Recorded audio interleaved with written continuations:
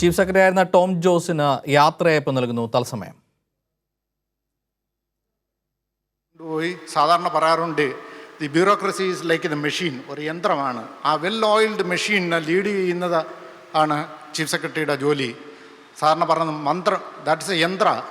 അതോടൊപ്പം നിയമങ്ങൾ നൂലാമാലകൾക്കുള്ളിൽ നിന്നുകൊണ്ട് അതാണ് നമ്മുടെ മന്ത്രം. അതോടൊപ്പം strategy to develop the state, that is the തന്ത്ര. ഈ മൂന്ന് രംഗത്തും ഏറ്റവും നല്ലതുപോലെ ശോഭിച്ചു. അത് നമ്മൾ നിപ്പയിലെ സമയത്തും കഴിഞ്ഞ 2 ഫ്ലഡിലും കണ്ടതാണ്. കൊറോണയുടെ സമയത്തും സാറിന് ഈ ടീമിനെ ലീഡ് ചെയ്യാൻ കഴിഞ്ഞു എന്നുള്ളതാണ്.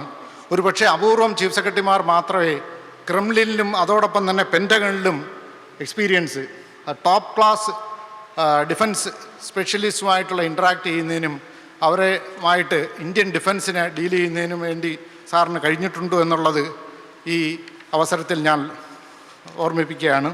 സാറ് ഒരുപക്ഷെ നമ്മൾ how to work as a team എന്നുള്ളതിന് I think time management and the man management is something which we all can learn from him. പുതുതായിട്ട് ഇപ്പം ചാർജ് എടുക്കുന്നത് വിശ്വാസ് മേത്ത സാറാണ്. Sir is a wonderful person. ഒരുപക്ഷെ മുഹമ്മദ് റാഫിയുടെ അതേ ടോണിൽ ഈസ് ഏബിൾ ടു, സാറൊരു നല്ലൊരു സിംഗറും കൂടിയാണ്. എനിക്ക് സാധാരണ പറയാനുണ്ട്, ഭാവവും രാഗവും താളവും ശരിയായാൽ മാത്രമേ നല്ലൊരു സോങ് പോവുള്ളൂ. അത് പക്ഷേ മെല്ലിഫ്ലോസ് ആയിട്ട് ഗവൺമെൻറ് മെഷീനറിയെ കൊണ്ടുപോകുന്നതിന് കേപ്പബിളായിട്ടുള്ള ഡോക്ടർ വിശ്വാസ് മേത്ത സാറാണ് പുതുതായിട്ട് ചാർജ് എടുക്കുന്ന. അദ്ദേഹത്തിന് എല്ലാവിധ ഭാവങ്ങളും സാറിനും ഞങ്ങളുടെ ബ്യൂറോക്രസിയുടെ സൈഡിൽ നിന്ന് എല്ലാ കോപ്പറേഷനും നമ്മൾ വാഗ്ദാനം ചെയ്തുകൊള്ളുന്നു. ഇത്രയും പറഞ്ഞുകൊണ്ട് എൻ്റെ കടമയിലേക്ക് കടക്കുകയാണ്.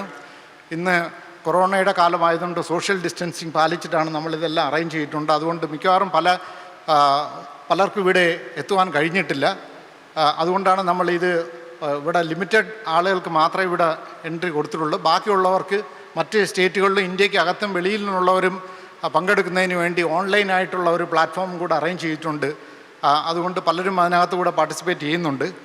ഇന്ന് ചീഫ് സെക്രട്ടറി കൂടാതെ നമ്മുടെ തന്നെ കൊളീഗ്സ് ആയിട്ടുള്ള സതീഷ് IAS, അദ്ദേഹവും 31 റിട്ടയർ ആവുന്നതാണ്. സുരേഷ് ബാബു, സുധീർ ബാബു, WR റെഡ്ഡി, ഇത്രയും IAS ഓഫീസേഴ്സ് 31 റിട്ടയർ ചെയ്യുന്നതാണ്. ശ്രീ സതീഷ് ഇവിടെ പങ്കെടുക്കുന്നുണ്ട്. അദ്ദേഹത്തിനും ഒരു നല്ല ഹാപ്പി റിട്ടയർഡ് ലൈഫ് ഞാൻ നേർന്നുകൊള്ളുന്നു. ഇത്രയും പറഞ്ഞുകൊണ്ട് ഈ ചടങ്ങിന് ഇന്ന് ഒരുപക്ഷെ അവധി ദിവസമായെങ്കിലും സമയം കണ്ടെത്തി ഇവിടെ എത്തിയുള്ള ബഹുമാനപ്പെട്ട ആദരണീയനായ കേരള മുഖ്യമന്ത്രി അവർകളെ നിങ്ങളുടെ ഏവരെയും പേരിലും എൻ്റെ സ്വന്തം പേരിലും ഈ സദസ്സിലേക്ക് സ്വാഗതം ചെയ്തുകൊള്ളുന്നു. ബഹുമാനപ്പെട്ട chief secretary Tom Jose sir, അദ്ദേഹത്തെ ഈ വേദിയിലേക്ക് സ്വാഗതം ചെയ്തുകൊള്ളുന്നു. സാറിൻ്റെ മിസ്സിസ് സോജ മാഡത്തെ ഈ വേദിയിലേക്ക് സ്വാഗതം ചെയ്തുകൊള്ളുന്നു. പുതിയതായി ചാർജ് എടുക്കുന്ന ഡോക്ടർ വിശ്വാസ് മേത്ത സാർ, അദ്ദേഹത്തെ ഈ വേദിയിലേക്ക് സ്വാഗതം ചെയ്തുകൊള്ളുന്നു. ബഹുമാന്യായ industries minister Shri EP Jayarajan sir അവർകളെ ഈ വേദിയിലേക്ക് സ്വാഗതം ചെയ്യുന്നു. ബഹുമാനപ്പെട്ട law minister Shri AK Balan sir അവർകളെ ഈ വേദിയിലേക്ക് സ്വാഗതം ചെയ്യുന്നു. ബഹുമാന്യായ റവന്യൂ മിനിസ്റ്റർ ശ്രീ ചന്ദ്രശേഖരൻ അവർകളെയും ബഹുമാന്യായ health minister Shrimati Shailaja teacher മാഡത്തെയും ഈ വേദിയിലേക്ക് സ്വാഗതം ചെയ്തുകൊള്ളുന്നു. അതോടൊപ്പം ഇവിടെ പങ്കെടുക്കാനെത്തിയ എല്ലാ അനുദ്യോഗസ്ഥ സുഹൃത്തുക്കളെയും ഈ ചടങ്ങിലേക്ക് സ്വാഗതം ചെയ്തുകൊണ്ട് എൻ്റെ വാക്കുകൾ ചുരുക്കുന്നു. നന്ദി, നമസ്കാരം. ചടങ്ങ് ഉദ്ഘാടനം ചെയ്യുന്നതിനും ചീഫ് സെക്രട്ടറിക്ക് ആശംസകൾ അർപ്പിച്ച് സംസാരിക്കുന്നതിനും തുടർന്ന് സംസ്ഥാനത്തിൻ്റെ സ്നേഹോപഹാരം നൽകുന്നതിനുമായി ബഹുമാനപ്പെട്ട മുഖ്യമന്ത്രിയെ ക്ഷണിച്ചോളൂ.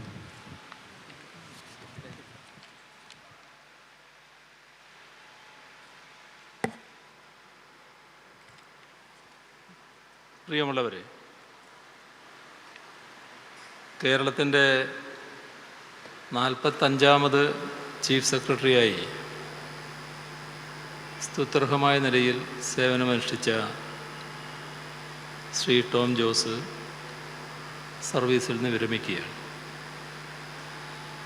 36 വർഷത്തെ സേവനത്തിനാണ് വിരാമമാവുന്നത്. ഇതുപോലെ ഏറ്റവും ഉയർന്ന സ്ഥാനത്ത് IASലുള്ള ചുരുക്കം ആളുകൾക്ക് മാത്രമേ എത്താൻ കഴിയാറുള്ളൂ. അതിൽ തന്നെ ചുരുക്കം പേർക്ക് വെല്ലുവിളികൾ നിറഞ്ഞ ദൗത്യങ്ങൾ ഏറ്റെടുക്കേണ്ടി വരാറുണ്ട്. അങ്ങനെ ഏറ്റെടുക്കേണ്ടി വരുന്നവരിൽ ചുരുക്കം പേർക്ക് മാത്രമേ അതെല്ലാം വിജയകരമായി പൂർത്തിയാക്കി എന്ന സംതൃപ്തിയോടെ സർവീസിൻ്റെ പടിയിറങ്ങാൻ കഴിയാറുള്ളൂ. അപ്പോൾ അങ്ങനെ ചുരുക്കമായ ഈ വിഭാഗത്തിലാണ് ശ്രീ ടോം ജോസിൻ്റെ സ്ഥാനം. അർപ്പണബോധം, പ്രതിബദ്ധത, കാര്യക്ഷമത, ആത്മാർത്ഥത, ഇതൊക്കെയാണ് ഈ വിജയത്തിൻ്റെ തിളക്കം സ്വന്തമാക്കാൻ ശ്രീ ടോം ജോസിന് തുണയായത് എന്നാണ് കരുതുന്നത്. ഒരു പ്രത്യേകത ഉള്ളത്, ഇത്രയേറെ വെല്ലുവിളികൾ നിറഞ്ഞ ഒരു കാലഘട്ടത്തിൽ മറ്റൊരു ചീഫ് സെക്രട്ടറിക്കും കേരളത്തിൽ പ്രവർത്തിക്കേണ്ടി വന്നിട്ടുണ്ടാവില്ല. അദ്ദേഹം ചീഫ് സെക്രട്ടറി സ്ഥാനം ഏറ്റെടുത്തതിന് തൊട്ടു പിന്നാലെയാണ് കേരളം അഭൂതപൂർവമായ പ്രതിസന്ധികൾ നേരിടുന്ന സ്ഥിതിയുണ്ടായി. പ്രളയം, നിപ, വീണ്ടുമുള്ള കാലവർഷക്കെടുതി, ഇപ്പോൾ കോവിഡ്. 2 വർഷം ചീഫ് സെക്രട്ടറി സ്ഥാനത്ത് അദ്ദേഹം ഉണ്ടാവുകയാണ്, 23 മാസം. ഈ 23 മാസവും പ്രക്ഷുബ്ധമായിരുന്നു എന്താണ് വസ്തുത. സ്വാഭാവികമായും വിശ്രമമെന്തെന്നറിയാതെ ഉള്ള രാപ്പകലുകൾ, ഒട്ടേറെ ഉദ്യോഗസ്ഥന്മാരുടെ അനുഭവമാണ്. അതിന് നേതൃത്വം കൊടുത്തയാൾക്കും സ്വാഭാവികമായും അത്തരത്തിലുള്ള ഘട്ടമാണ് കടന്നുപോയത്. ഇത്തരത്തിലൊരു കാലഘട്ടം മുൻപുണ്ടായിട്ടുണ്ടോ? ഇത്തരത്തിൽ വിശ്രമരഹിതമായി ഏതെങ്കിലും ചീഫ് സെക്രട്ടറിക്കും ഇതുപോലൊരു ടീമിനും പ്രവർത്തിക്കേണ്ടി വന്നിട്ടുണ്ടോ? ഉണ്ടാവാനിടയില്ല എന്നാണ് തോന്നുന്നത്. അപ്പോൾ വലിയ തോതിൽ പ്രശ്നപൂരിതമായ ഘട്ടങ്ങളിലൂടെ നേരത്തെ കടന്നു പോകാൻ ഇടവന്നിട്ടില്ല. ഈ ഘട്ടം അത്യന്തം ബുദ്ധിമുട്ടുള്ളതായിരുന്നുവെന്ന് ഞങ്ങൾക്കൊക്കെ നന്നായി അറിയാവുന്നതാണ്. മണിക്കൂർ തോറും മാറി മാറി വരുന്ന പ്രശ്നങ്ങൾ, വെല്ലുവിളികൾ, പ്രതിസന്ധികൾ, ഇവയൊക്കെ മാറി മാറി വരുന്ന ഘട്ടങ്ങൾക്കനുസരിച്ച് നേരിടാനുള്ള തന്ത്രങ്ങളും പദ്ധതികളും നമുക്ക് രൂപപ്പെടുത്തേണ്ടി വന്നിട്ടുണ്ട്. അത് ശ്രമകരമായതായിരുന്നു. അപ്പോൾ അതിൻ്റെ നിർവഹണം എത്രമാത്രം ക്ലേശകരമായിരിക്കും എന്നത് ഊഹിക്കാവുന്നതാണ്. ആ ക്ലേശകരമായ ദൗത്യം ഏറ്റെടുത്ത് വിജയിപ്പിക്കാനായി എന്നതാണ് ഒരു ടീം ലീഡർ എന്ന നിലക്ക് ചീഫ് സെക്രട്ടറി സ്ഥാനത്തുണ്ടായിരുന്ന ശ്രീ ടോം ജോസിൻ്റെ ഏറ്റവും വലിയ വിജയം. ഇത്തരത്തിൽ അർത്ഥപൂർണമായ ഇടപെടൽ നടത്തണമെങ്കിൽ കേവലമായി ഒരു ഉദ്യോഗസ്ഥ പ്രമുഖൻ എന്ന നിലയിൽ ഒതുങ്ങി നിന്നാൽ മാത്രം പോരാ. ബ്യൂറോക്രസിയെ ജനസേവന ഉപാധിയാക്കി മാറ്റി സമർപ്പിത മനസ്സോടെ ജനസേവകനാവാനുള്ള സന്നദ്ധതയിലേക്ക് ഉയരാനാവണം. സിവിൽ സർവീസിൻ്റെ ഒരു പ്രത്യേകത അതിൻ്റേതായ ഒരു വരേണ്യ സംസ്കാരമുണ്ട് എന്നുള്ളതാണ്. അതിൽ പതിറ്റാണ്ടുകളായി കഴിയുന്നവർക്ക് അപൂർവം മാത്രമേ ഇത്തരത്തിൽ മാറാൻ കഴിയാറുള്ളൂ. അതിൽ ശ്രീ ടോം ജോസിൻ്റെ നേതൃത്വത്തിലുള്ള നിങ്ങളുടെ ടീമിന് വിജയിക്കാൻ കഴിഞ്ഞു എന്നതാണ് അഭിനന്ദനാർഹമായ കാര്യം. അതിന് തീർച്ചയായും നേതൃത്വം കൊടുത്ത ശ്രീ ടോം ജോസിന് പ്രത്യേക സ്ഥാനമുണ്ട്. സ്വന്തം നാടും ജനങ്ങളും വിഷമത്തിലാവുമ്പോൾ അത് തൻ്റെ കൂടി വിഷമമാണ് എന്ന് കരുതാനുള്ള സന്നദ്ധതയുള്ളതുകൊണ്ടാണ് നിങ്ങൾക്ക് ശ്രീ ടോം ജോസിന് അത് സാധിച്ചത്. തീർച്ചയായും ജനിച്ച മണ്ണും അവിടുത്തെ സംസ്കാരവും അദ്ദേഹത്തെ ഈ വിധത്തിൽ രൂപപ്പെടുന്നതിൽ വലിയ പങ്ക് വഹിച്ചിട്ടുണ്ടാവും. വെള്ളപ്പൊക്കക്കെടുതി, ശബരിമല വിധിയെ തുടർന്നുണ്ടായ സമരത്തിൻ്റെ കാര്യം, നിപ്പ രോഗവുമായി ബന്ധപ്പെട്ട പ്രശ്നം, പ്രളയവും തുടർന്നുണ്ടായ കാലവർഷക്കെടുതിയും, ഇപ്പോൾ കോവിഡ് മഹാമാരി, ഇതിലെല്ലാം മാറി വരുന്ന തന്ത്രങ്ങളും നിലപാടുകളും അപ്പോഴത്തെ സ്ഥിതി മനസ്സിലാക്കിക്കൊണ്ട് അതിൻ്റെ സൂക്ഷ്മാംശത്തിൽ ഫലപ്രദമായി നടപ്പാക്കിയെടുക്കുക എന്നത് ഒരു ചീഫ് സെക്രട്ടറിയുടെ ചുമതലയായിരുന്നു. അത് കൃത്യമായി നടപ്പാക്കാൻ കഴിഞ്ഞു എന്നത് തന്നെയാണ് ഇവിടെയുള്ള ഏറ്റവും വലിയ പ്രത്യേകത. ഇതോടൊപ്പം ഉദ്യോഗസ്ഥ വൃന്ദമുണ്ട്, ഭരണതലവുമുണ്ട്. ഭരണ നേതൃത്വത്തിൻ്റെ മനസ്സറിഞ്ഞ് കാര്യനിർവഹണം നടത്തുക എന്നതും ജനാധിപത്യ സംവിധാനത്തിൽ ഒരു പ്രധാന ഘടകമാണ്. ആ തലത്തിലേക്ക് ഉയർന്നാൽ മാത്രമേ കാര്യങ്ങൾ അനായാസേന മുന്നോട്ട് പോകുന്ന നിലയുണ്ടാവും. അല്ലെങ്കിൽ അനാവശ്യമായ സംഘർഷങ്ങൾ, പ്രശ്നങ്ങൾ ഉയർന്നു വരാനിടയാകും.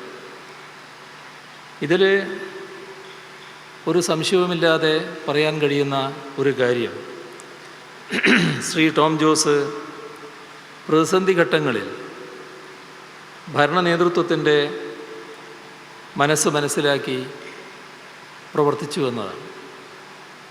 അത് എങ്ങനെയെന്നത് സിവിൽ സർവീസിലുള്ളവർക്കെല്ലാം മാതൃകയാക്കാവുന്നതാണ്. ഭരണാസൂത്രണ നേതൃത്വവും ഭരണനിർവഹണ നേതൃത്വവും ഒറ്റ മനസ്സായി നിന്നാൽ കേരളം പോലുള്ളൊരു സംസ്ഥാനത്ത് ഒന്നും അസാധ്യമല്ല എന്ന പാഠം കൂടി ഇതിൽ നിന്ന് ഉരുത്തിരിയുന്നുണ്ട്.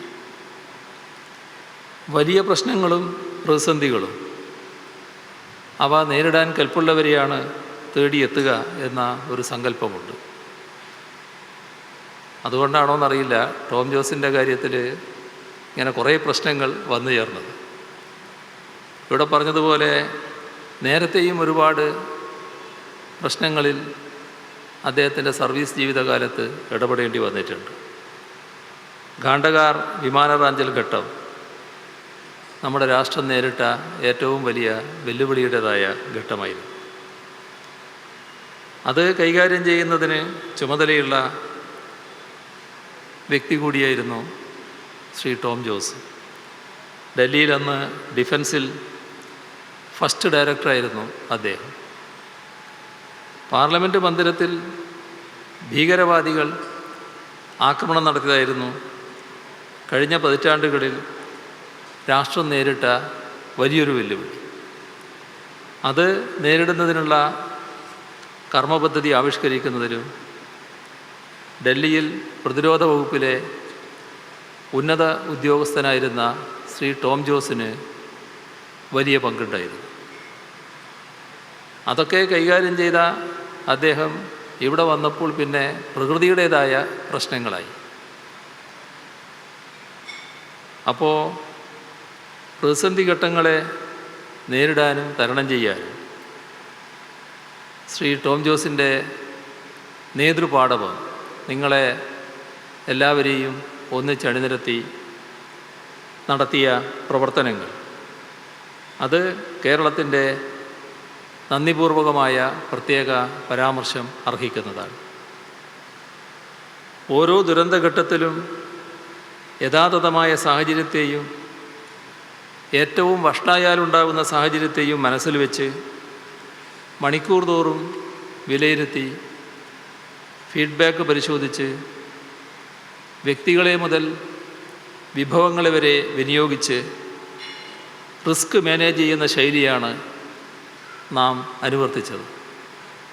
അതിൻ്റെ സത്ത മനസ്സിലാക്കി ആത്മാർത്ഥമായി ബ്യൂറോക്രസിയെ കൊണ്ട് അതിൻ്റെ നിർവഹണം ഫലപ്രദമാക്കാൻ ശ്രീ ടോം ജോസ് ചാലകശക്തിയായി നിന്നു എന്നത് വസ്തുതയാണ്. പഠിച്ചതൊക്കെ പ്രയോഗിക്കാനും തനിക്കുണ്ടായിരുന്ന ദേശീയതല ഉദ്യോഗസ്ഥ ബന്ധങ്ങൾ, അനുഭവങ്ങൾ ഇവയെല്ലാം കേരളത്തിന് ഗുണകരമായി പ്രയോജനപ്പെടുത്താനും ഉള്ള ഹൃദയപൂർവമായ സന്നദ്ധതയും അദ്ദേഹം കാട്ടുകയുണ്ടായി. ഈ ഏറ്റവും ഒടുവിലുള്ള ദിനങ്ങളിലും ഞങ്ങളത് നേരിട്ട് അനുഭവിച്ചതാണ്. അതിനും അദ്ദേഹത്തോട് നന്ദി പറയേണ്ടതുണ്ട്.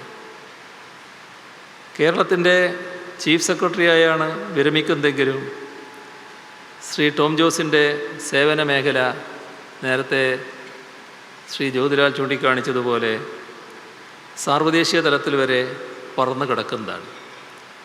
മോസ്കോയിൽ ഇന്ത്യ റഷ്യ ബന്ധങ്ങളുടെ കോർഡിനേറ്ററായി ഇന്ത്യ ഗവൺമെൻറ് നിർണായകമായൊരു ഘട്ടത്തിൽ ഇദ്ദേഹത്തെയാണ് നിയോഗിച്ചത്.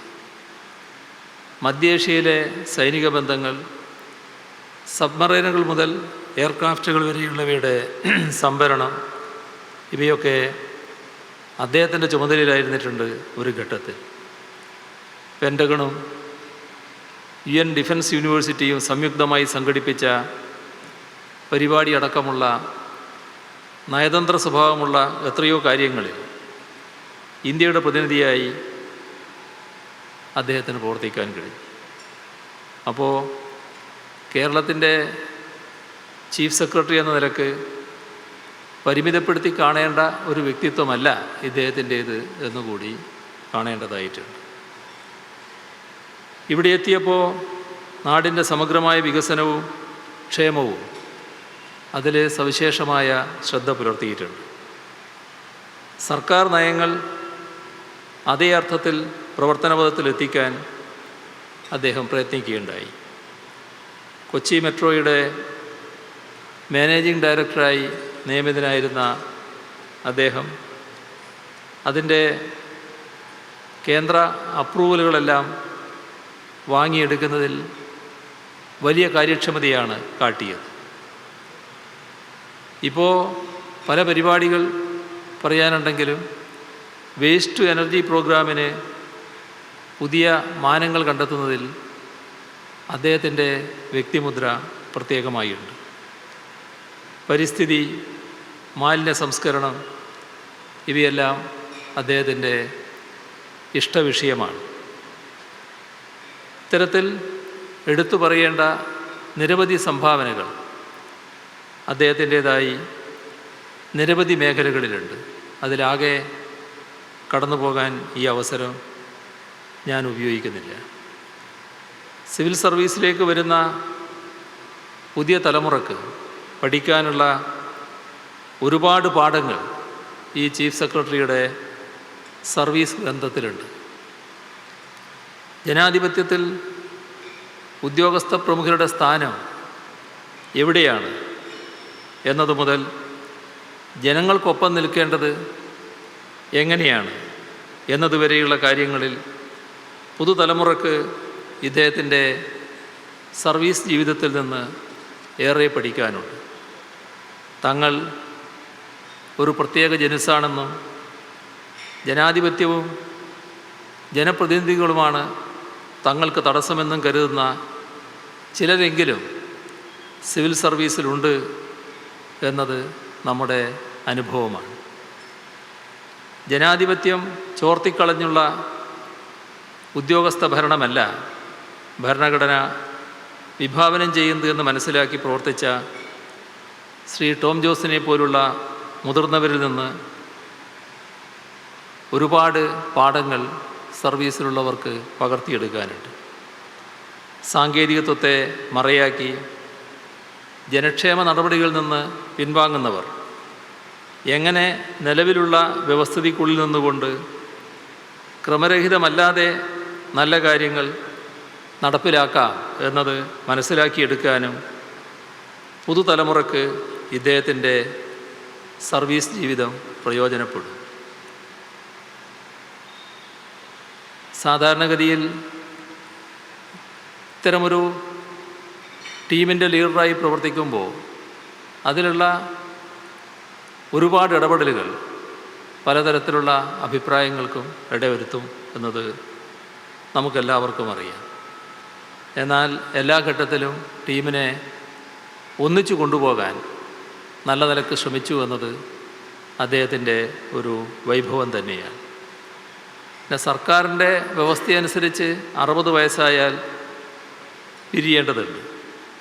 അതുകൊണ്ട് തന്നെ നമുക്കിപ്പോൾ ശ്രീ ടോം ജോസിനെ യാത്ര അയക്കേണ്ടി വരികയാണ്. യാത്ര അയക്കുമ്പോൾ തന്നെ വിശാലമായ പൊതു സാമൂഹ്യ ജീവിതത്തിലേക്ക് അദ്ദേഹത്തെ ഹൃദയപൂർവ്വം സ്വാഗതം ചെയ്യുന്നു. ആവശ്യമാവുന്ന ഘട്ടങ്ങളിൽ അദ്ദേഹത്തിൻ്റെ ഉപദേശങ്ങളും സേവനങ്ങളും സർക്കാരിന് തുടർന്നും ലഭ്യമാവും എന്ന് തന്നെയാണ് വിശ്വസിക്കുന്നത്. ആയുരാരോഗ്യ സൗഖ്യവും ഭാസുരമായൊരു ഭാവി ജീവിതവും ശ്രീ ടോം ജോസിന് ആശംസിക്കുന്നു. നന്ദി.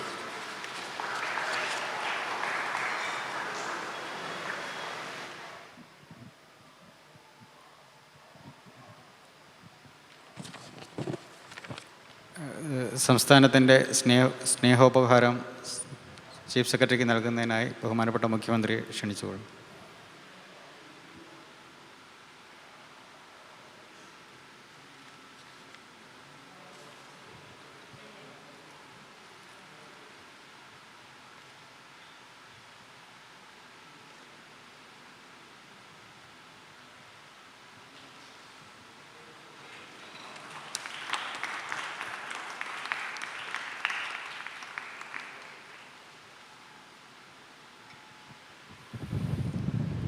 അടുത്തതായി ആശംസകൾ അർപ്പിച്ച് സംസാരിക്കുന്നതിനായി നീത്ത ചീഫ് സെക്രട്ടറി വിശ്വാസ് മേത്ത സാറിനെ ക്ഷണിച്ചുകൊള്ളുന്നു.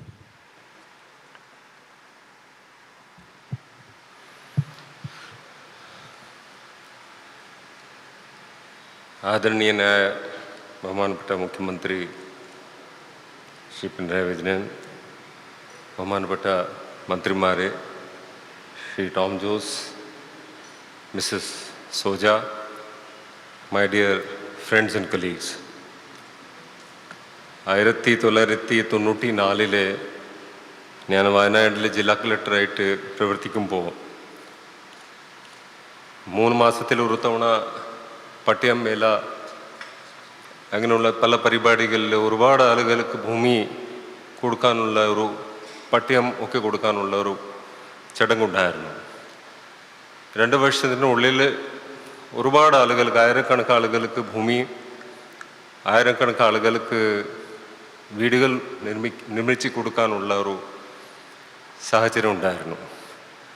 ചില സമയത്ത് ഈ പട്ടയമേലൊക്കെ കഴിഞ്ഞിട്ട് ഞാൻ വീട്ടിൽ വന്നിട്ട് ചില സമയത്ത് അങ്ങനെ മനസ്സിൽ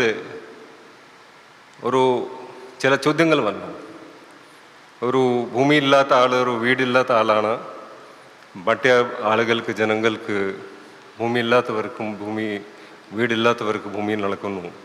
പക്ഷെ അവർക്ക് അറിയില്ല, സർക്കാർക്ക് അറിയില്ല, ഞാൻ തന്നെ ഒരു ലാൻഡ്ലെസ് ഹൗസ്ലെസ് ആളാണെന്ന്. ഈ വിഷമമാണ് ഞാൻ എൻ്റെ സീനിയർ കൂടിയായ ടോം ജോസ് സാർ അടുത്ത് ഞാൻ പറഞ്ഞു. ഞാൻ ഇത്ര വർഷം സർവീസിലെ 10 വർഷം സർവീസ് കഴിഞ്ഞിട്ടും I am a landless houseless man. And എൻ്റെ അച്ഛൻ എൻ്റെ 35 വർഷം ടീച്ചിങ് കഴിഞ്ഞിട്ട് ഞാൻ മാത്രമാണ് അസെറ്റ്, അദ്ദേഹം ലാൻഡ്ലെസ് ഹൗസ്ലെസ് മാനായത്. ഇപ്പോൾ എന്തെങ്കിലും നമുക്ക് ചെയ്തു കൂടെ?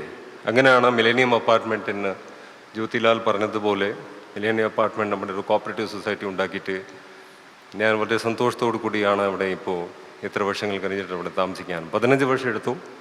പക്ഷേ അദ്ദേഹമായിരുന്നു മിലേനിയം അപ്പാർട്ട്മെൻറ്റിൻ്റെ president. We always remember you, not only as chief secretary but also as somebody who provided leadership to all of us. ബഹുമാനപ്പെട്ട മുഖ്യമന്ത്രി പറഞ്ഞതുപോലെ കഴിഞ്ഞ 2 വർഷം ഒരു ക്രൈസിസും കലാമിറ്റീസിൻ്റെ സമയമായിരുന്നു.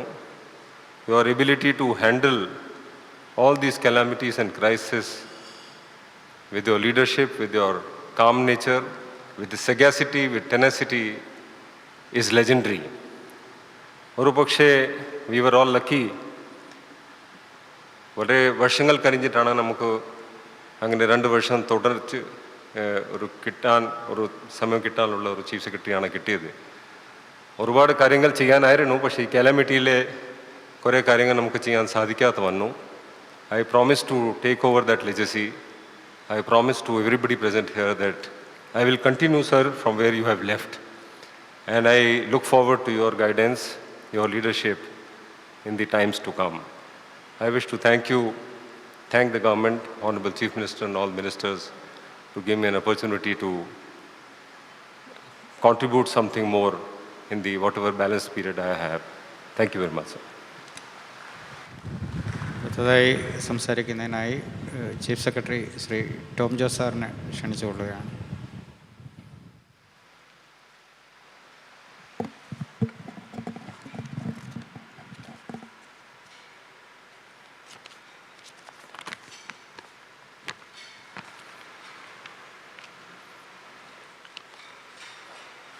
ബഹുമാന്യായ കേരള മുഖ്യമന്ത്രി ശ്രീ പിണറായി വിജയൻ, മന്ത്രിസഭയിലെ മറ്റ് അംഗങ്ങളായ Shri E Chandrasekharan, Shri E P Jayarajan, Shri A K Balan, Shrimati Shailaja teacher, chief secretary designated Shri Vishwas Mehta, എൻ്റെ സീനിയർ കൊളീഗ്സ്, ഇവിടെ കൂടിയിരിക്കുന്ന സുഹൃത്തുക്കളെ,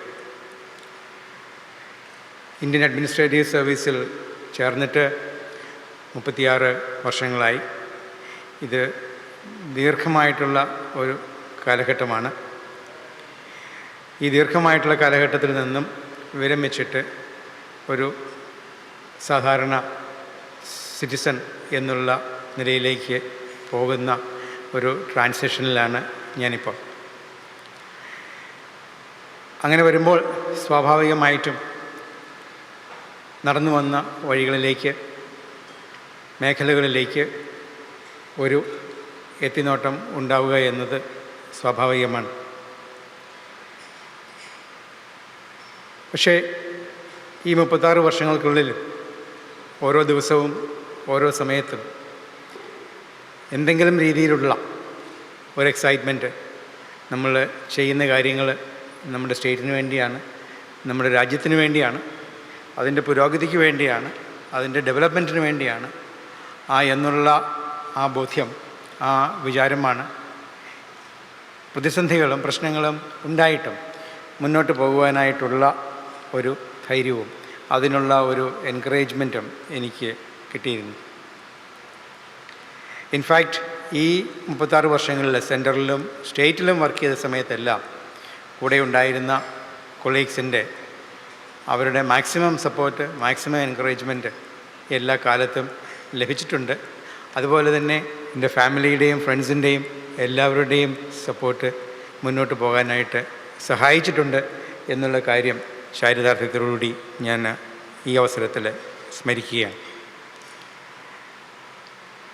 നമ്മുടെ രാജ്യമായ ഇന്ത്യ എന്ന് പറയുന്നത് democracy, diversity, secularism, rule of law, അങ്ങനെയുള്ള ചില വാല്യൂസിനെ മുറുകെ പിടിച്ചുകൊണ്ട് മുന്നോട്ട് പോകുന്ന ഒരു രാജ്യമാണ്. ഈ വാല്യൂസൊക്കെ മുൻനിർത്തിക്കൊണ്ട് രാജ്യത്തെ മുന്നോട്ട് കൊണ്ടുപോകുവാനായിട്ട് നമ്മുടെ ജനാധിപത്യപരമായിട്ട് ഇലക്റ്റഡ് ആയിട്ടുള്ള പൊളിറ്റിക്കൽ ലീഡർഷിപ്പിനെ സഹായിക്കുക എന്നുള്ളതാണ് സിവിൽ സർവീസിൻ്റെ ഒരു വലിയ കർത്തവ്യം. ഇന്ത്യൻ സിവിൽ സർവീസിനെ സംബന്ധിച്ചിടത്തോളം ഒരു പേരുണ്ട്, സ്റ്റീൽ ഫ്രെയിം എന്ന് പറഞ്ഞുകൊണ്ട്. ഇത് വളരെ വളരെ വർഷങ്ങളായിട്ട് ബ്രിട്ടീഷുകാരുടെ കാലം തൊട്ടിട്ടുള്ള ഒരു പേരാണ്. പക്ഷേ ആ സ്റ്റീൽ ഫ്രെയിം ആ കാലഘട്ടത്തിൻ്റെ വ്യത്യാസങ്ങളെ കണ്ടുകൊണ്ട് അതനുസരിച്ച് അഡാപ്റ്റ് ചെയ്യുവാനായിട്ട് സാധിച്ചിട്ടുണ്ടെന്നുള്ളതാണ് ഒരു വസ്തുത എന്നെനിക്ക് തോന്നുന്നു. അതിൻ്റെ ഒരു ഒന്നാന്തരം എക്സാമ്പിളാണ് പല ഘട്ടങ്ങളിലും വലിയ പ്രശ്നങ്ങളുണ്ടാകുമ്പോൾ നമുക്കെല്ലാവർക്കും ഒരുമിച്ച് നിന്ന് ഒരുമിച്ച് വർക്ക് ചെയ്യുവാനായിട്ടുള്ള, മുന്നോട്ട് പോകുവാനായിട്ടുള്ള, രാജ്യത്തെ ഒരുമിച്ച് ലീഡ് ചെയ്യുവാനായിട്ടുള്ള ആ സാഹചര്യം നമ്മുടെ വിവിധ മേഖലയിലുള്ള സിവിൽ സർവീസസ് അത് പ്രാപ്തമാക്കുന്നു, അതിനുവേണ്ടി സഹായിക്കുന്നു എന്നാണ് എനിക്ക് മനസ്സിലാക്കുവാനായിട്ട് സാധിക്കുന്നത്. പേഴ്സണലായിട്ട് എന്നെ സംബന്ധിച്ചിടത്തോളം ഇന്ത്യൻ അഡ്മിനിസ്ട്രേറ്റീവ് സർവീസ് അൺപാരലൽഡ് ആയിട്ടുള്ള ഓപ്പർച്യൂണിറ്റീസാണ് നൽകിയിരിക്കുന്നത്. ഞാൻ വരുന്നത് കേരളത്തിലെ കോട്ടയം ജില്ലയിലുള്ള പാല എന്ന് പറയുന്ന ഒരു ചെറിയ പട്ടണത്തിൽ നിന്നാണ്. അപ്പോൾ അവിടെ നിന്ന് സ്കൂളിൽ പഠിച്ചിട്ട് പിന്നെ പാലായിലുള്ള സെയിൻറ്റ് തോമസ് കോളേജിൽ 1-2 വർഷം സ്പെൻഡ് ചെയ്തിട്ട് പിന്നെ കൊച്ചിൻ യൂണിവേഴ്സിറ്റിയിൽ വന്നിട്ടാണ് സിവിൽ സർവീസ് വരുന്നത്. അത് യാദൃച്ഛികമായിട്ടുള്ള ഒരു എൻട്രി ആയിരുന്നു. ഒരു പക്ഷേ ഈ രീതിയിൽ വന്നിട്ടില്ലായിരുന്നുണ്ടെങ്കിൽ വേറെ മേഖലകളിലേക്ക് പോകുമായിരുന്നു. പക്ഷേ സിവിൽ സർവീസിൽ വന്നിട്ടില്ലായിരുന്നുണ്ടെങ്കിൽ ഈ രീതിയിലുള്ള ഡൈവേഴ്സായിട്ടുള്ള ഒരു മേഖലയിലേക്ക് ഒരു ചെറിയ പട്ടണത്തിൽ നിന്നും വരുന്ന എന്നെപ്പോലെ ഒരാൾക്ക് സാധിക്കുമായിരുന്നു എന്ന് എനിക്ക് തോന്നുന്നില്ല. ആ അർത്ഥത്തിൽ ഞാൻ ഇന്ത്യ ഗവൺമെൻറ്റിനോടും കേരള ഗവൺമെൻറ്റിനോടും ഇന്ത്യൻ അഡ്മിനിസ്ട്രേറ്റീവ് സർവീസിനോടും വളരെയധികം കടപ്പെട്ടിട്ടുണ്ട്. കേരളത്തിൻ്റെ ചീഫ് സെക്രട്ടറി ആയിട്ട് വർക്ക് ചെയ്യുക എന്നുള്ളത് അത് എൻ്റെ ഒരു പ്രിവിലേജായിരുന്നു. ബഹുമാന്യനായ മുഖ്യമന്ത്രി ഇവിടെ സൂചിപ്പിച്ചതുപോലെ ഈ 2 വർഷങ്ങൾ 21 മാസം വളരെ പ്രതിസന്ധികളിലൂടെ കടന്നുപോയ സമയങ്ങളാണ്. കാരണം ഞാൻ ചാർജ് എടുത്ത് ജൂലൈ 1-ാം തീയതി 2018 ചാർജ് എടുത്തു. 2018 ചാർജ് എടുത്ത് ഏകദേശം ഒരാഴ്ചയ്ക്കുള്ളിൽ വളരെ കനത്ത മഴ തുടങ്ങി. നമ്മൾ ഫസ്റ്റ് സ്പെല്ലെന്ന് പറയുന്ന ആ മഴ അത് വലിയ പ്രശ്നങ്ങളൊന്നും കൂടാതെ തന്നെ കുറച്ച് സബ്സൈഡ് ചെയ്തു. എന്നിരുന്നു കഴിഞ്ഞാലും വീണ്ടും ഓഗസ്റ്റിലേക്ക് അത് വീണ്ടും പൂർവാധികം ശക്തിയോടെ തിരിച്ചു വരുന്ന ഒരു അന്തരീക്ഷമാണ് ഉണ്ടായത്. ഈ അവസരത്തിലാണ് ഇതുപോലെയുള്ള ഒരു ഫ്ലഡ് സിറ്റുവേഷന് കേരളത്തിൻ്റെ ഒരു 100 വർഷത്തെ ചരിത്രത്തിനിടയിൽ അങ്ങനെ ഉണ്ടായിട്ടില്ല എന്ന് തന്നെ ഞാൻ മനസ്സിലാക്കുന്നത്. പക്ഷേ ആ സമയത്ത് നമ്മുടെ കൊളീഗ്സായിട്ടും ബഹുമാന്യനായ മുഖ്യമന്ത്രിയോടൊപ്പവും മറ്റു മന്ത്രിമാരോടൊപ്പവും ആ ഫ്ലഡിൻ്റെ സിറ്റുവേഷൻ ടാക്കിൾ ചെയ്യുന്ന അവസരത്തിൽ അങ്ങനെയൊരു ചിന്തയല്ല മനസ്സിൽ കൂടെ പോയിട്ടുള്ളത്. പക്ഷേ എങ്ങനെ ഇതിൽ നിന്ന് കേരളത്തെ രക്ഷിക്കാനായിട്ട് സാധിക്കും, ഏത് രീതിയിലുള്ള പ്രവർത്തനങ്ങൾ നടത്തുവാനായിട്ട് സാധിക്കും, ഓരോ നിമിഷത്തിലും ഓരോ ഡേയ്സിലും ഒരു അഡാപ്റ്റീവ് ബിഹേവിയർ കാണിക്കേണ്ട ഒരു നിലയിലായിരുന്നു നമ്മൾ. പക്ഷേ അതിനെ സക്സസ്ഫുള്ളായിട്ട് തരണം ചെയ്യുവാനായിട്ട് സാധിച്ചു. കേരളം ഡിസാസ്റ്റേഴ്സിനെ ഹാൻഡിൽ ചെയ്യുന്നത് ഇപ്പോൾ ഇന്ത്യയിലും വേൾഡ് വൈഡായിട്ട് അപ്രിസിയേഷൻ ഉണ്ടാകുന്ന ഒരു സിറ്റുവേഷനിലേക്ക് എത്തി. What Kerala does and things today the world does it tomorrow എന്ന് വരെ നമ്മുടെ മീഡിയയിൽ വലിയ പദവികളിലും പൊസിഷനിലും ഇരിക്കുന്ന ആൾക്കാർ അക്നോളജ് ചെയ്യുന്ന ഒരു സിറ്റുവേഷൻ വരെ അത് എത്തിച്ചിട്ടുണ്ട്. ഇത് കൂട്ടായിട്ടുള്ള ടീം വർക്കിൻ്റെ, പൊളിറ്റിക്കൽ ലീഡർഷിപ്പിൻ്റെയും സിവിൽ സർവീസസിൻ്റെയും കൂട്ടായിട്ടുള്ള ആ ടീം വർക്കിൻ്റെ ഒരു ഭാഗമായിട്ട് നമുക്ക് അച്ചീവ് ചെയ്യാനായിട്ട് സാധിച്ചിരിക്കുന്നതാണെന്ന് ആണ് എനിക്ക് തോന്നുന്നത്. ഈ 2 വർഷത്തിനിടയ്ക്ക് എൻ്റെ കഴിവിനനുസരിച്ച് ജോലി ചെയ്യുവാനായിട്ടും മാക്സിമം കോൺട്രിബ്യൂഷന് നമ്മുടെ നാടിന് നൽകാനായിട്ടും ശ്രമിച്ചിട്ടുണ്ടെന്നാണ് എൻ്റെ ഒരു വിശ്വാസം. എന്നാലും ചില ചില്ലറ ദുഃഖങ്ങൾ ഇല്ലാതെയില്ല. ഞാൻ ചാർജ് എടുത്തപ്പോൾ ഇവിടെ പറഞ്ഞിരുന്നതും ബഹുമാനപ്പെട്ട മുഖ്യമന്ത്രിയോട് പറഞ്ഞിരുന്നതുമായിട്ടുള്ള ഒരു കാര്യമുണ്ടായിരുന്നു, നമ്മുടെ മാലിന്യ സംസ്കരണത്തെക്കുറിച്ച്. 2 വർഷം കൊണ്ട് കേരളം സിംഗപ്പൂരിൻ്റെ ഒരു മോഡലിലാക്കാനായിട്ട് സാധിക്കുമെന്ന് ഒരു ഡ്രീം ലൈക്ക് സ്റ്റേറ്റിൽ അങ്ങനെ അറിയാതെ പറഞ്ഞു പോയി. അത് തുടങ്ങി വെച്ചപ്പോഴാണ് അത് എന്തുമാത്രം ബുദ്ധിമുട്ടുള്ള ഒരു കാര്യമാണ്, പ്രോഗ്രഷൻ എന്തുമാത്രം രീതിയിലാണ് വരുന്നതെന്നുള്ളത് മനസ്സിലാക്കാനായിട്ട് സാധിച്ചത്. എന്നിരുന്നാലും കുറേയൊക്കെ നമുക്ക് വേസ്റ്റ് ടു എനർജി പ്ലാന്റ്സ് അത് സെറ്റപ്പ് ചെയ്യുവാനായിട്ടുള്ള ഇനീഷ്യലായിട്ടുള്ള സ്റ്റെപ്സ് എടുക്കുവാനായിട്ട് സാധിച്ചിട്ടുണ്ട്. അതുകൊണ്ട് മാത്രമല്ല, മാലിന്യ സംസ്കരണത്തെക്കുറിച്ച് മുമ്പുണ്ടായിരുന്നതിനേക്കാളും വളരെ കൂടിയ ഒരു അവബോധം, ഒരു അവെയർനെസ് ഇന്ന് നമ്മുടെ സ്റ്റേറ്റിൽ വന്നിട്ടുണ്ട്. ജനങ്ങളതിനെക്കുറിച്ച് സംസാരിക്കാനായിട്ട് തുടങ്ങിയിട്ടുണ്ട്. അത് വളരെയധികം ആവശ്യമാണ് എന്നുള്ളത് മനസ്സിലാക്കിയിട്ടുണ്ട്. അതുകൊണ്ട് പ്രതിസന്ധികളും എതിർപ്പുകളും പല ഘട്ടങ്ങളിൽ നിന്നും ഉണ്ടായിട്ടുണ്ടെന്നുണ്ടെങ്കിലും കുറേയേറെ നമുക്ക് മുന്നോട്ട് കൊണ്ടുപോകാനായിട്ട് സാധിച്ചു. ഈ ഒരു കാര്യമാണ് എൻ്റെ സക്സസറായിട്ടുള്ള ഡോക്ടർ വിശ്വാസ് മേത്തയോട് ഞാൻ പറഞ്ഞത്. നമ്മൾ മുന്നോട്ട് പോകുമ്പോഴത്തേക്കും തുടങ്ങി വെച്ച ചില പദ്ധതികളിൽ കൂടുതൽ ഊർജ്ജസ്വലതയോടുകൂടി നമ്മൾ ചെയ്താൽ മാത്രമേ ആ കേരളത്തിൻ്റെ ഭാവി ശോഭനമാക്കാനായിട്ട് സാധിക്കൂ എന്നുള്ളത്. അദ്ദേഹം വെരി ഗ്രേഷ്യസ്ലി അക്നോളജ് ദാറ്റ് നിശ്ചയമായിട്ടും അത് കണ്ടിന്യൂ ചെയ്ത് പോകേണ്ടതാണ് എന്ന് അദ്ദേഹവും പറയുകയുണ്ടായി. ഈ അവസരത്തിൽ നിങ്ങൾക്കെല്ലാവർക്കും അറിയാവുന്നതുപോലെ ഒരാളുടെ സക്സസ്സും ഫെയിലിയറും അത് അയാളെ കൊണ്ട് മാത്രം ഡിഫൈൻ ചെയ്യാവുന്ന ഒരു കാര്യമല്ല. എൻ്റെ ഫേവറേറ്റ് ആയിട്ടുള്ള ഒരു കോട്ടുണ്ട് നെൽസൺ മണ്ടേലയുടെ. അദ്ദേഹം പറഞ്ഞിട്ടുണ്ട്, എൻ്റെ സക്സസ്സസ്, വിജയങ്ങൾ എന്തുമാത്രമാണ് എന്നുള്ളത് എണ്ണിക്കൊണ്ട് എന്നെ ദയവായിട്ട് ജഡ്ജ് ചെയ്യരുത്. ഓരോ തവണയും തെറ്റുപറ്റിയപ്പോഴും വീണു പോയപ്പോഴും എത്ര എളുപ്പത്തിൽ, എത്ര ഫാസ്റ്റായിട്ട് വീണ്ടും അത് എണീറ്റ് മുന്നോട്ട് പോകാനായിട്ട് എനിക്ക് സാധിച്ചിട്ടുണ്ട് എന്നുള്ളതിനെ കൗണ്ട് ചെയ്തുകൊണ്ട് വേണം എൻ്റെ സക്സസ് നോക്കാനായിട്ടെന്ന് ഡോക്ടർ നെൽസൺ മണ്ടേല ഒരിക്കൽ അഭിപ്രായപ്പെടുകയുണ്ടായി. അത് വളരെ ശരിയാണെന്ന് എനിക്ക് തോന്നുന്നു. കാരണം നമ്മളെപ്പോഴും മുന്നോട്ട് പോകാനായിട്ട് ശ്രമിച്ചു കഴിഞ്ഞാലും പല രീതിയിലുള്ള പ്രതിബന്ധങ്ങളുണ്ടാവും. പക്ഷേ വീണ് പോയി കഴിഞ്ഞാലും എണീറ്റ് വീണ്ടും മുന്നോട്ട് ആ രീതിയിൽ തന്നെ ഊർജ്ജസ്വലതയോടുകൂടി പോകുവാനായിട്ട് സാധിക്കണം. അങ്ങനെ സാധിച്ചാൽ മാത്രമേ നമുക്ക് നമ്മുടെ ഡെസ്റ്റിനേഷനിൽ എത്തിച്ചേരാനായിട്ട് സാധിക്കത്തുള്ളൂ. ഈ IAS നിന്നുള്ള റിട്ടയർമെൻറ്റ് ഒരു ഓപ്പർച്യൂണിറ്റി ആയിട്ട് ഞാൻ കണക്കാക്കിയാണ്. വീണ്ടും ഒരു സെക്കൻഡ് ലൈഫ് തുടങ്ങുവാനായിട്ടുള്ള പല ആൾക്കാരും റിട്ടയർ ചെയ്ത് കഴിയുമ്പോഴത്തേക്കും എനിക്ക് കുറേയേറെ സന്ദേശങ്ങൾ ലഭിക്കുകയുണ്ടായി. ഇത് സെക്കൻഡ് ഇന്നിങ്സ്, ഒരു സെക്കൻഡ് ലൈഫ് തുടങ്ങാനായിട്ടുള്ള ഒരു ചാൻസാണ്. ഫസ്റ്റ് ഇന്നിങ്സ് ഈസ് ഓവർ എന്നുള്ള രീതിയിൽ ക്രിക്കറ്റിൽ എപ്പോഴും ഒരു സൈഡിന് 2 ഇന്നിങ്സ് കളിക്കാനായിട്ടുള്ള ഒരു ചാൻസ് ടെസ്റ്റ് മാച്ചസിൽ പണ്ട് തൊട്ട് കൊടുക്കാറുണ്ട്. അപ്പം ഫസ്റ്റ് ഇന്നിങ്സ് കഴിഞ്ഞാൽ ഫസ്റ്റ് ഇന്നിങ്സ് മോശമായിരുന്നാലും സെക്കൻഡ് ഇന്നിങ്സ് കുറേ കൂടെ ബെറ്റർ ആക്കാനായിട്ടുള്ള ചാൻസ് ക്രിക്കറ്റിനുള്ള ആ ഒരു ഗെയിമിനകത്ത് കിട്ടുന്നുണ്ട് എന്ന് പറയുന്ന പോലെയാണ്. റിട്ടയർമെൻ്റ് ആയിക്കഴിഞ്ഞാലും അത് ഒരു സെക്കൻഡ് ഇന്നിങ്സിന്, ഒരു സെക്കൻഡ് ലൈഫിനുള്ള ഒരു സാധ്യതയായിട്ടാണ് ഞാൻ കാണുന്നത്. ഇനിയും വളരെ കാര്യങ്ങൾ നമുക്ക് പല രീതിയിലും ചെയ്യുവാനായിട്ട് ഉണ്ടായിരിക്കും. ജവഹർലാൽ നെഹ്റുവിൻ്റെ ഒരു വലിയ ഫേമസ് ആയിട്ടുള്ള ഒരു പ്രോസ് ഉണ്ട്, റോബർട്ട് ഫ്രോസ്റ്റിൻ്റെ. അതായത് I have many more miles and miles to go before I go to sleep എന്ന് പറയുന്ന പോലെ നമ്മളുടെ ജീവിതം അവസാനിക്കുന്നതിലേക്ക് മുമ്പായിട്ട് ഇനിയും പല രീതിയിലുള്ള കോൺട്രിബ്യൂഷനും നടത്തുവാനായിട്ട് നമുക്കെല്ലാവർക്കും സാധിക്കുന്നു എന്ന് ഞാൻ കുറച്ച് വിശ്വസിക്കുന്നു. ഈ അവസരത്തിൽ ഈ സമയത്ത് തന്നെ എൻ്റെ കൂട്ടത്തിൽ ജോലി ചെയ്തിരുന്ന, റിട്ടയർ ചെയ്യുന്ന colleagues Shri KN Satish, Shri Suresh Babu, WR Reddy ഇന്ന് ഇവിടെ ഇല്ല, അദ്ദേഹം ഹൈദരാബാദിലാണ്. He is also retiring on the same day. ഇവരുടെ കൂട്ടത്തിൽ വർക്ക് ചെയ്യാനായിട്ട് സാധിച്ചിരുന്ന ആ സാഹചര്യങ്ങളും ആ അനുഭവവും ഞാൻ വ്യക്തിപരമായിട്ട് ഓർക്കുന്നു. അവർക്കും റിട്ടയർമെൻറ്റ് ആശംസകൾ, എല്ലാ കാര്യങ്ങളും ഭംഗിയായിട്ട് വരട്ടെ എന്ന് ഞാൻ ആശംസിക്കുന്നു.